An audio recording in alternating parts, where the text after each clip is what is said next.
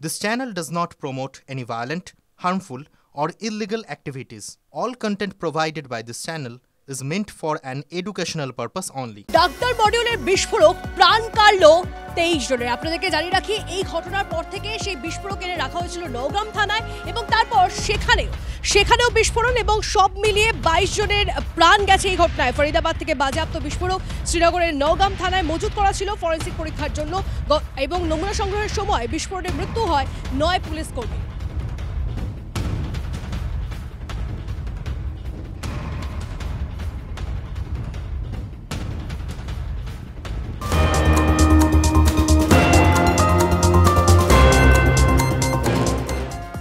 এই মুহূর্তে সরাসরি দিল্লি দিকে নজর রাখতে হবে, তার কারণ নাশকতার দুঃস্বপ্ন ভুলে আবার লালকেল্লা খুলল। গত সোমবার সন্ধ্যে 6:50 বিস্ফোরণে কেঁপে ওঠে লালকেল্লা চত্বর। তারপর থেকেই নিরাপত্তার কড়াকড়িতে লালকেল্লা সাধারণ মানুষের জন্য বন্ধ ছিল, কিন্তু আজ থেকে আবার লালকেল্লা সাধারণ মানুষের জন্য খুলে গেছে। যদিও এখন আর মানুষ জানেন তো মুখে মুখে লালকেল্লার ইতিহাসের কথা বলছে না, তারা সন্ত্রাসের কথা বলছে। আমাদের প্রতিনিধি সায়ন্ত এই মুহূর্তে রয়েছেন আমাদের সঙ্গে সরাসরি লালকেল্লা চত্বর থেকেই। সায়ন্তর কাছে আমি একটাই জিনিস সায়ন্ত একটু ছবিটা দেখতে চাইবো এই মুহূর্তে, কারণ নাশকতার দুঃস্বপ্ন ভুলে আবার লালকেল্লা খুলেছে দর্শনার্থীদের জন্য। এই মুহূর্তে নিরাপত্তার ছবিটা কেমন দেখতে পাচ্ছ?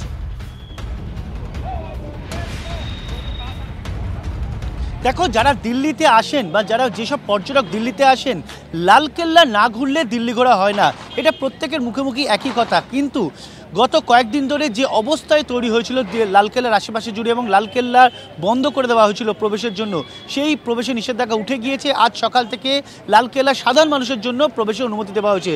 আমি অনুদেবকে ছবিটা দেখাতে বলবো।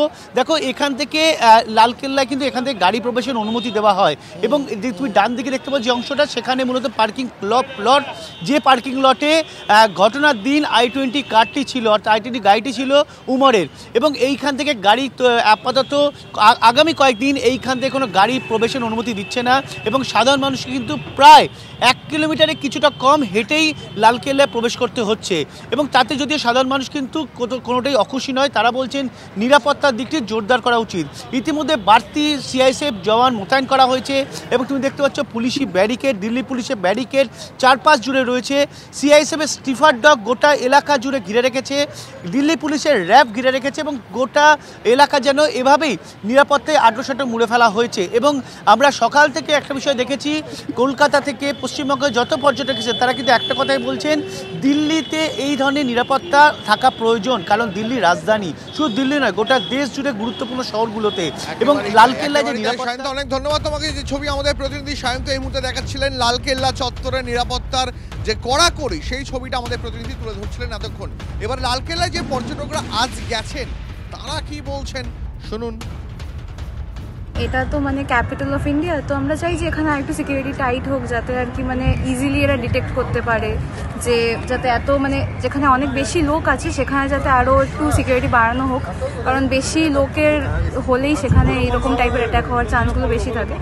তো সেই জন্য সেই জায়গাগুলোতে যদি একটু সিকিউরিটিটা বেশি হয় তাহলে সেটা বেটার। হঠাৎ যদি এরকম অ্যাটাক হয় আমাদের একটা দুশ্চিন্তা থাকেই, কিন্তু কি বলবো, আমরা ভ্রমণ প্রেমাসী, সব দৌড়ে চলেই আসি, এইসব দুশ্চিন্তা সব মানে মাথায় রেখেই ঘুরতে চলে আসি। সিকিউরিটিটা ভালো থাকার, লোককে যাতে এইসব জায়গায় এরকম অ্যাটাক না করে সেটাই আশা করি বা কামনা করি। যথেষ্ট নিরাপত্তা ভারতে আছে, ঠিক আছে, নাহলে এই যে লোকগুলো ধরা পড়ছে এগুলো পড়তো না, এই হচ্ছে ব্যাপার। এবার সরকার আরো সচেতন হচ্ছে, কারণ একটা ঘটনা ঘটার পরে তারপরে তো মানুষ শিক্ষা নেয়, সরকার সেই তার থেকে শিক্ষা নিয়ে তার জন্য করছে, যার জন্য আমাদের একটু অসুবিধা হচ্ছে, আমরা ফ্রিভাবে ঘুরতে পারছি না। এইটাই, এই যে আজকে আমরা যে গেটটা দিয়ে ঢুকতে পারতাম কাছাকাছি হতো, আমাদেরকে প্রচুর ঘুরে আসতে হলো শুধু এই কারণে।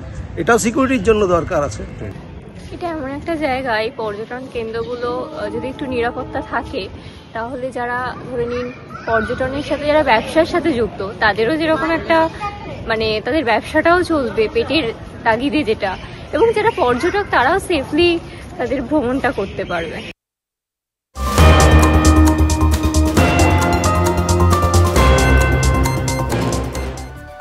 দিল্লি নাশকতা নিয়ে তদন্ত এগোচ্ছে, একের পর এক নতুন তথ্য আসছে, হাওয়ালা যোগ পাওয়া যাচ্ছে এবার।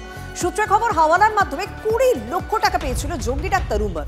ইতিমধ্যে কিছু হাওয়ালা ডিলারকে আটক করে জিজ্ঞাসাবাদ করা হচ্ছে। আর বারবার এই নাশকতার সঙ্গে যখনই তদন্ত এগোয় তখনই জানা যায় হাওয়ালার সঙ্গে এরকম আদান প্রদান হয়, টাকার আদান প্রদান হয় এই হাওয়ালার মাধ্যমে। এই দিল্লি নাশকতা বা দিল্লি বিস্ফোরণে এতগুলো মানুষের মৃত্যু কিন্তু তার অন্যথা হলো না, তদন্তে হাওয়ালা যোগ স্পষ্ট হলো। জানা যাচ্ছে এই ডক্টর উমর যে গাড়িতে ছিল, যে আত্মঘাতী বিস্ফোরক বলে জানা যাচ্ছে, এবং সে 20 লক্ষ টাকা পেয়েছিল এই হাওয়ালার মাধ্যমে।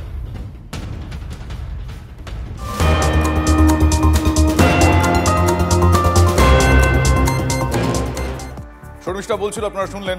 এই উমারকে নিয়ে আরও বেশ কিছু আপডেট রয়েছে। বিস্ফোরণের আগে এই উমার হরিয়ানার নুহ বলে একটি জায়গা, সেখানে ঘর ভাড়া নিয়েছিল। ঘর ভাড়া নিয়ে সেখানে থাকতো সে। দিল্লি পুলিশ সূত্রে এটাও জানা যাচ্ছে নাশকতার প্রায় 10 দিন আগে নুহের হিদায়ত কলোনিতে একটি বাড়ি ভাড়া নিয়েছিল উমার। আর এই ঘরটি দিল্লি আলওয়ার রোডের এক মহিলার বাড়ি বলে আমরা জানতে পারছি। 10ই নভেম্বর I-20 গাড়িতে বিস্ফোরক নিয়ে এই ভাড়া বাড়ির ছেড়ে দিয়েছিল উমার।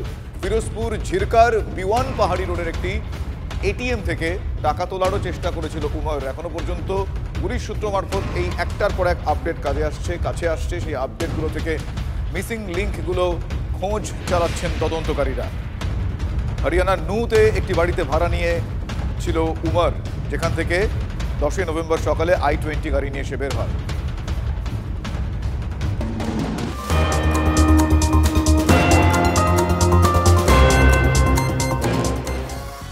আর এই মুহূর্তে আপনাদের একটা এক্সক্লুসিভ সিসিটিভি ফুটেজ দেখাবো TV9 বাংলার হাতে। এই মুহূর্তে উমরের নুহের ভাড়া বাড়ির এক্সক্লুসিভ সিসিটিভি ফুটেজ দেখুন।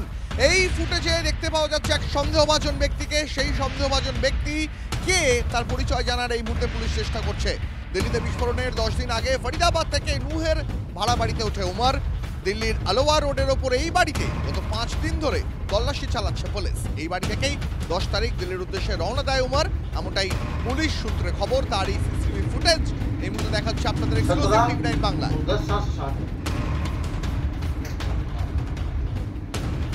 আর দিল্লি বিস্ফোরণের তদন্তে এই মুহূর্তে যেমনটা জানা যাচ্ছে, আল ফলাহ বিশ্ববিদ্যালয় স্পেশাল টাস্ক ফোর্স কে পৌঁছেছে। আপনাদেরকে জানিয়ে রাখি সেখান থেকে একজন ট্যাক্সি অপারেটর, তাকে নিয়ে গুরুগ্রামে যাওয়া হয়েছে।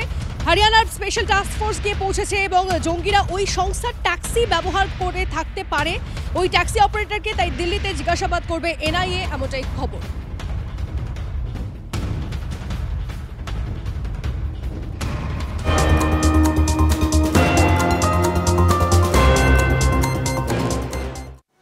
দিল্লি নাশকতা এবং সেই নাশকতার ঘটনা থেকে ডাক্তার শাহিনের নাম সরল। কানপুর মেডিকেল কলেজের ফার্মাকোলজি বিভাগের বোর্ড থেকে শাহিনের নাম সরিয়ে ফেলা হলো। শাহিন যে এই দেশে জৈশের মহিলা শাখার মূল মাথা বলে জানা যাচ্ছে, তাকেই এবার কানপুর মেডিকেল কলেজের ফার্মাকোলজি বিভাগের বোর্ড থেকে সরিয়ে দেওয়া হলো, কারণ তার নাম ওতপ্রোতভাবে জড়িয়ে গেছে দিল্লি বিস্ফোরণের সঙ্গে। শাহিনের IM এর সদস্য পদ আজীবন কালের জন্য বাতিল করে দেওয়ার প্রক্রিয়া শুরু করে দিয়েছে উত্তরপ্রদেশ শাখা।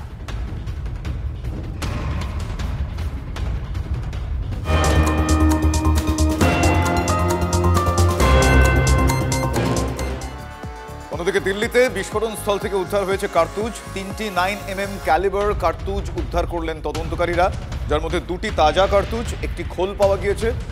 উদ্ধার হওয়া কার্তুজগুলো ব্যবহার করেন পুলিশ অফিসাররা বা সশস্ত্র বাহিনীর। কিভাবে সেই কার্তুজ বিস্ফোরণ স্থলে আসলো সে প্রশ্নটা উঠছে। তদন্ত নেমেছেন তদন্তকারীরা। বিস্ফোরণ স্থল থেকে 3টি 9mm ক্যালিবার কার্তুজ উদ্ধার হয়েছে, যার মধ্যে 2টি তাজা কার্তুজ বলে জানতে পারা যাচ্ছে, একটি খোল পাওয়া গিয়েছে। শুধু তাই নয়, প্রসঙ্গত আপনাদের জানিয়ে রাখি, উদ্ধার হওয়া এই কার্তুজগুলো পুলিশ অফিসাররা ব্যবহার করে, সশস্ত্র বাহিনী ব্যবহার করে। সেই কার্তুজ বিস্ফোরণ স্থলে এলো কীভাবে, এই বিষয়টা এবার খতিয়ে দেখার চেষ্টা করছেন তদন্তকারী আধিকারিকরা।